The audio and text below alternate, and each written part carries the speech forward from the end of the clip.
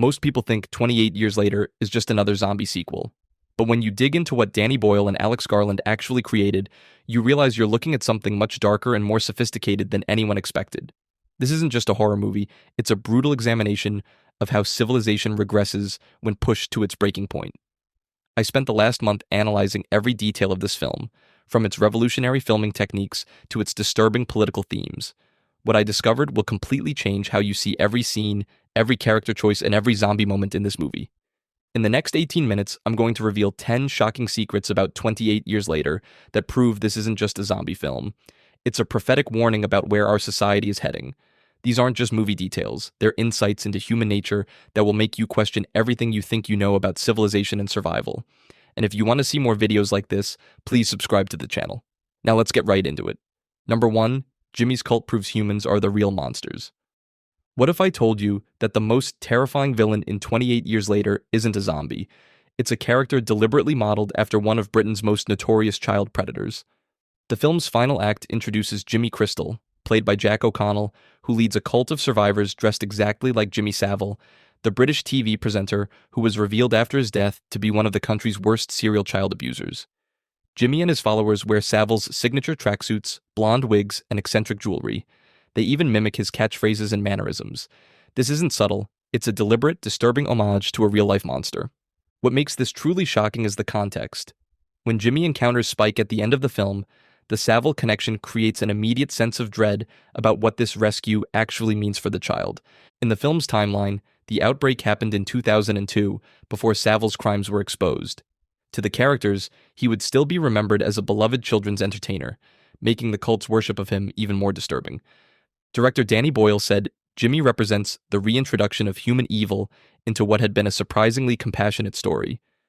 After 28 years of zombie apocalypse, it's humans who have become the real predators." The Jimmy Savile imagery suggests that in a world without proper institutions, the worst aspects of human nature don't just survive, they thrive and attract followers. But Jimmy's cult isn't the only thing with hidden biblical connections. Even the infected have deeper spiritual meaning. Number 2, Samson is named after the biblical strongman. Here's something that completely changes how you see the main alpha infected. His name isn't random. Samson is a direct reference to the biblical strongman whose story mirrors the infected's tragic arc. In the Bible, Samson was granted supernatural strength by God, but was ultimately brought down by his love for Delilah, who betrayed him to his enemies. The alpha Samson has supernatural strength and is brought down by his protective love for his family. Watch how Samson behaves throughout the film. He's not mindlessly aggressive. He shows genuine grief when other infected are killed, demonstrates protective instincts toward his baby, and his relentless pursuit of Spike isn't random violence, it's paternal desperation. Biblical Samson was blinded by his enemies and enslaved, but in his final act, he brought down the temple, killing himself and his oppressors. Alpha Samson's final confrontation mirrors this. He's willing to destroy everything to protect what he loves.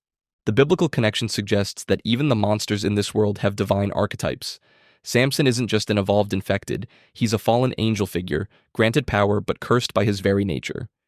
Both Samsons represent the tragedy of strength without wisdom, love without understanding, and power that ultimately destroys what it tries to protect.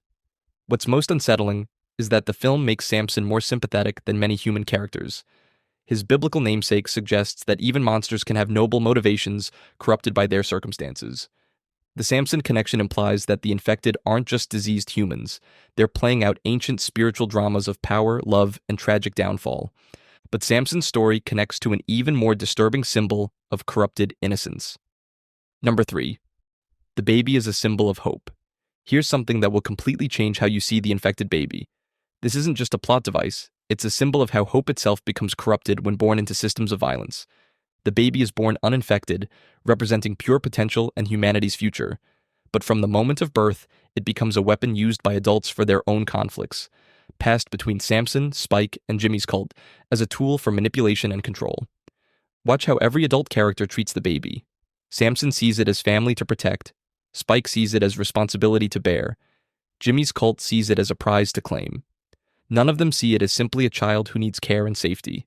The baby represents the next generation being born into a world where violence is the primary language of communication. It's innocent, but that innocence immediately becomes a liability that others exploit. What's most disturbing is that the baby's purity makes it more valuable as a symbol than as a person. Everyone wants to save it, but their methods of salvation involve more violence and trauma. The film suggests that hope itself can become toxic when it's filtered through systems built on violence and control. The baby doesn't represent salvation.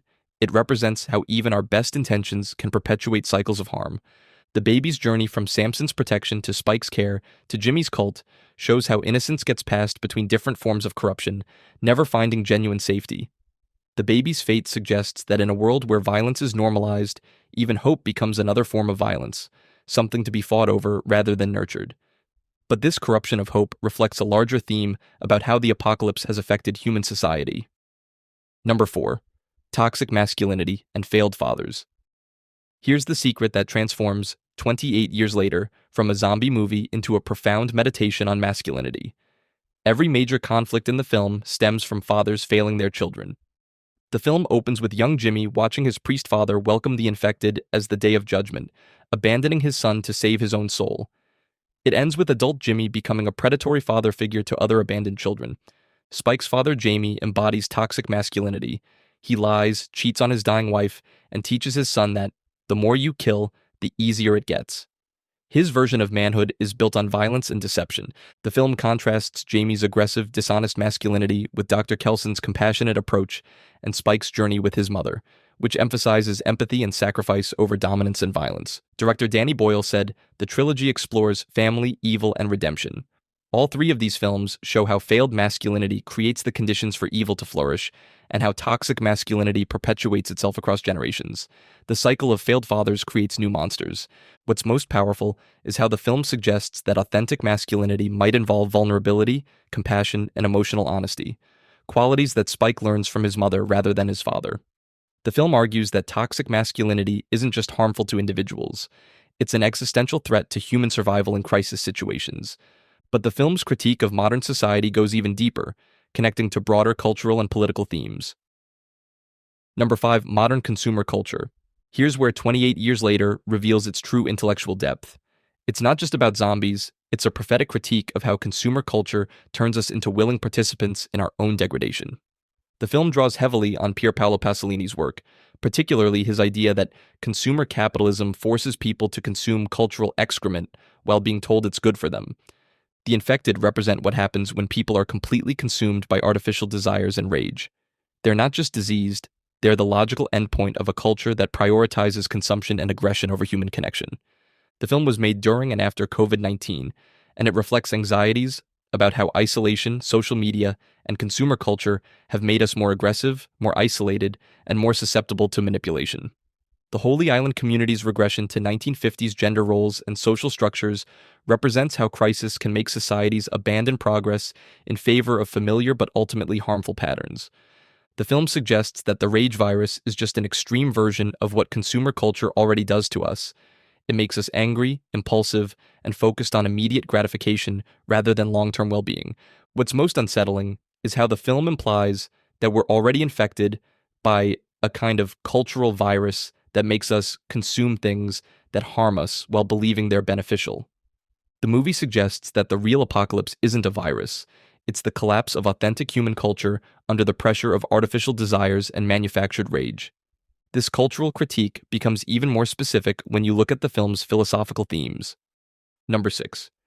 Dr. Kelson's philosophy comes from ancient Stoicism. Here's something that makes 28 years later incredibly sophisticated. Dr. Kelson's Memento Mori philosophy isn't just movie dialogue. It's authentic ancient Stoic wisdom that transforms how you see death in the film. Memento Mori, remember you must die, comes directly from Marcus Aurelius and ancient Stoic philosophers who taught that accepting death as natural creates inner peace and moral clarity. Watch how Dr. Kelson approaches ICE's assisted death. It's filmed with genuine beauty and tenderness, reflecting the Stoic belief that a good death, chosen consciously and faced without fear, is the culmination of a well-lived life. The Stoics taught that how you die reveals how you lived. Isla's peaceful death, surrounded by love, contrasts sharply with the violent, meaningless deaths throughout the film, showing the difference between conscious choice and chaotic circumstance. Dr. Kelson represents ancient wisdom surviving in a post-apocalyptic world. While everyone else has regressed to primitive violence, he maintains philosophical sophistication that's over 2,000 years old. The Stoic philosophy also explains why Dr. Kelson can remain compassionate in horrific circumstances. Stoicism teaches that external events can't disturb your inner peace if you accept what you cannot control. What's most powerful is how the film suggests that ancient wisdom might be more relevant in crisis than modern solutions. Philosophy becomes practical survival tool.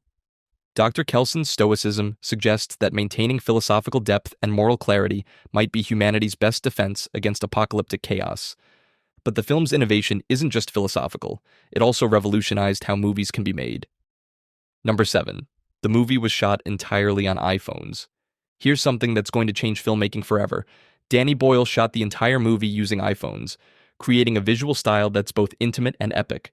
This isn't just a gimmick. Boyle used arrays of up to 20 iPhones to create what he calls poor man's bullet time, achieving Matrix-style effects with consumer technology. The iPhone cameras were mounted on custom rigs with professional lenses, allowing for shots that would normally require expensive equipment. They could film in locations and conditions that would be impossible with traditional cameras. The iPhone footage creates an immediacy and intimacy that makes the horror feel more real. The slightly digital quality adds to the post-apocalyptic atmosphere while keeping production costs manageable. This technique democratizes filmmaking. If a major Hollywood production can be shot on phones, it opens up possibilities for independent filmmakers who couldn't afford traditional equipment. The iPhone setup allowed for more spontaneous filming and gave actors more freedom to move naturally without worrying about hitting precise camera marks. What's most exciting is that this proves you don't need massive budgets to create cinematic spectacle. Creativity and innovation matter more than expensive equipment. The iPhone filming technique might inspire a new generation of filmmakers to create professional quality content with accessible technology. But the film's technical innovation serves a larger political purpose. Number 8, Holy Island represents post-Brexit Britain. Here's the political subtext that transforms the entire film. Holy Island represents Britain after Brexit. Isolated, regressive, and cut off from the modern world, while the rest of Europe moves forward. The film shows that while Britain remains quarantined and stuck in the past, the rest of Europe has successfully contained the infection and continued developing. Britain's isolation isn't protective, it's self-destructive. Holy Island has regressed to the 1950s social structures, complete with traditional gender roles, Queen Elizabeth portraits, and a village hall mentality that feels frozen in time. The causeway that connects the island to the mainland, only accessible at low tide, represents Britain's complicated relationship with Europe. Connection is possible, but it's temporary and dangerous. The film suggests that isolation doesn't preserve culture, it causes it to stagnate and regress. The island community hasn't maintained British values. They've created a nostalgic fantasy that never really existed. The movie was made during the COVID pandemic and Brexit aftermath, when Britain was literally isolated from Europe and experiencing significant social and economic challenges. What's most cutting is how the film shows that the island's isolation makes its people more vulnerable, not safer. Their fear of the outside world prevents them from adapting and growing. The political allegory suggests that isolationism and nostalgia are forms of cultural suicide that make societies weaker rather than stronger. But the film's most important hidden meaning might be in its protagonist's name. Number 9, Spike's name references the crown of thorns. Here's the secret that transforms Spike from a simple child character into a Christ-like figure. His name directly references the spikes of Christ's crown of thorns, marking him as the sacrificial innocent who bears suffering for adults' sins. Throughout the film, Spike literally carries the burden of adult failures, his father's lies, his mother's death, caring for the infected baby, and ultimately the weight of choosing between his community's safety and his own moral responsibility. Watch Spike's journey. He's constantly being pierced by the sharp edges of adult decisions. His father's deception cuts him, his mother's death wounds him, and carrying the infected baby becomes his crown of thorns, a burden that marks him for suffering. The spike also represents the sharp point where innocence meets corruption. Spike exists at the exact moment where childhood ends and adult moral complexity begins. He's literally the spike that punctures the illusion of simple good and evil. His decision to name the infected baby after his mother and return her to the island shows Christ-like forgiveness and redemption. He transforms symbols of death and violence into symbols of hope and continuity.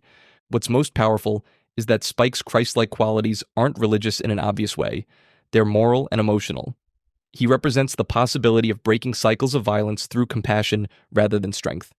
Spike's name suggests he might be the key to humanity's spiritual redemption, not just survival. but Spike's redemptive potential connects to an even larger mystery about returning characters. Number 10. Cillian Murphy returns, but not how you think. Here's the secret that's going to blow your mind. Cillian Murphy is confirmed to return to the franchise, but the connection between his original character Jim and the new character Jimmy might be more complex than anyone realizes. Both characters are named Jim/Jimmy, both are connected to survival and leadership, and both represent different responses to the apocalypse. This might not be a coincidence, it could be a deliberate thematic connection exploring how heroic narratives become corrupted. Jimmy's cult wears tracksuits similar to what Jim wore in the original film, and both characters are associated with controversial moral choices and survival at any cost. Some fans theorize that Jimmy's cult might be inspired by stories of Jim's survival, creating a twisted mythology around the original film's protagonist. The cult could represent what happens when survival stories become corrupted into predatory ideologies. Danny Boyle confirmed that if they make a third film, it would focus on Cillian Murphy's character as the main protagonist. This suggests Jim's story isn't over, and his return might complicate everything we think we know about the first film. The fact that both characters represent leadership in post-apocalyptic communities, one heroic, one predatory, suggests the films are exploring how the same survival instincts can lead to completely different moral outcomes. What's most intriguing is the possibility that Jim's heroic survival in the first film might have unintended consequences that create new forms of evil in the later films. Murphy's return could reveal that the line between hero and villain in apocalyptic situations is much thinner than we thought, and that survival itself might be morally corrupting.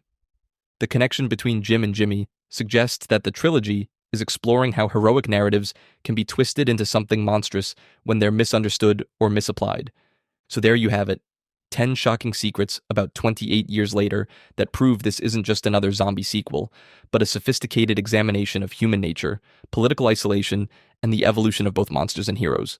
The most shocking thing about 28 years later isn't the evolved infected or the iPhone cinematography, it's how accurately it predicts the ways that crisis can make us either more compassionate or more monstrous, depending on the choices we make. But here's something I didn't tell you at the start of this video. The principle I just showed you, that the best horror films use monsters to explore real human fears about society, politics, and moral decay, appears in other recent films that are using genre elements to comment on contemporary issues. If you want to see me analyze other horror films that are secretly about modern political and social anxieties, subscribe to the channel. Trust me, once you understand how horror reflects real-world fears, you'll never watch scary movies the same way again. And if this video changed how you see 28 years later, or if you've noticed other films that use genre elements to explore serious themes, drop a comment below and tell me which movies you think are secretly about more than they appear to be. I read every comment, and I want to know what films you think deserve deeper analysis. Thanks for diving into the dark intelligence behind one of the year's most sophisticated horror films with me. Remember, the best monsters are always reflections of the worst parts of ourselves. Keep questioning, and I'll see you in the next one.